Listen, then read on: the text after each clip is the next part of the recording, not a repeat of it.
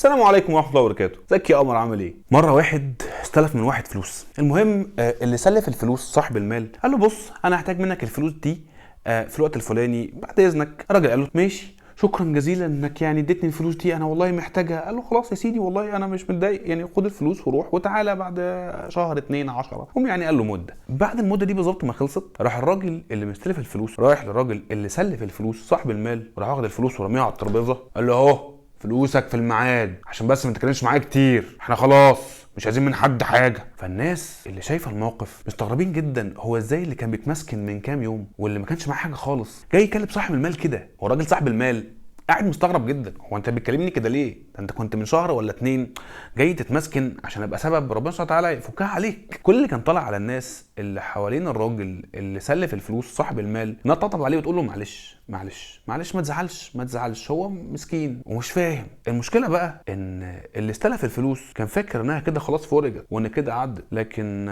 كل الناس قالت له معلش خلي بالك كده عمرها ما هتفرج عليك. بس انت عارف انا وانت هتفرج علينا امتى؟ اقول لك لما نبطل نمن على ربنا سبحانه وتعالى، لما نبطل افتكر ان انا مدين ربنا، عشان في ناس كتير من غير ما تاخد بالها الا من رحم ربي فاكره انها مدين ربنا. لما تيجي تتكلم معاهم عن ربنا سبحانه وتعالى او تفكروا بربنا سبحانه وتعالى يقول لك ايه يا عم، ده انا بصلي، ده انا بطلع لله، ايه يا عم ده انا بص طول النهار والليل ماشي في حوائج المسلمين. ايوه صح، كل ده خير، ما قلناش انه وحش خالص، عشان ما حدش يفتكر ان انا بقول انه وحش، بالعكس ده حاجه خير جدا. بس اوعى تقولها من ناحيه ده انا بعمل، ده انا بسوي. انت عارف ربنا سبحانه وتعالى وصف لي وصف لك ووصف لنا كلنا الموقف ده في القرآن. يقول للرسول صلى الله عليه وسلم في سورة الحجرات يمنون عليك أن أسلموا. الناس جاية تمنى على الرسول صلى الله عليه وسلم إن احنا بقينا مسلمين، ده احنا بقينا جامدين، خلاص بقى عايز مننا ايه تاني؟ كفاية احنا كده تمام زي ما احنا بنعمل دلوقتي. ده انا بصلي، ده انا بنفق، ده انا مسلم، انت فاكر ايه؟ فربنا سبحانه وتعالى يعلم النبي صلى الله عليه وسلم في نفس الآية يرد عليهم يقول لهم ايه؟ يقول لهم ويقول لي يقول لك قل لا تمنوا علي إسلامكم. انت بتمن على الاسلام، بتسلم لنفسك، بل الله يمن عليكم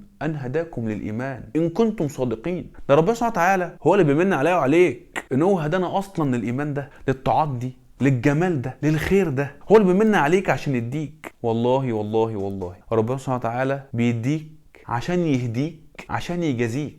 انت متخيل كم الرحمه، كم الجمال، كم الرأفه، كم اللطف؟ انت متخيل؟ يديني عشان يهديني، عشان يجازيني خير، عشان يديني ثواب. وانا اللي ما اول ما احط نفسي جوه الطاعه وابقى يعني كده بصلي ال5 فروض ولا يا عم انا بقيت بصلي، لا لا لا لا ده انا بنفق كل فلوسي. انفق. انا وانت لو عبدنا ربنا سبحانه وتعالى 500 سنه، 1000 سنه، مليون سنه وما عصيناش ربنا سبحانه وتعالى ولا مره، ما نوفيش ربنا سبحانه وتعالى حق نعمه واحده، نعمه واحده بس. فاخلي بالي وخلي بالك، اوعى تكون من الناس اللي فاكره نفسها مدينه ربنا، ده انا بصلي فانا جامد. وانا خلي بالي وانت تخلي بالك ان في حوالينا ناس كتير قوي فاكرين ان هم مدينين ربنا عشان هم بيعملوا طاعات. لا، ده انا محتاج اشكر ربنا سبحانه وتعالى في كل لحظه، عشان ربنا سبحانه وتعالى هو اللي هداني لده، من غيره سبحانه وتعالى ما كنتش وصلت للمرحله دي. فانا بحبك في الله يا قمر، فودي الفيديو ده لناس تانية كتير، يمكن يكون في حد يعرف حد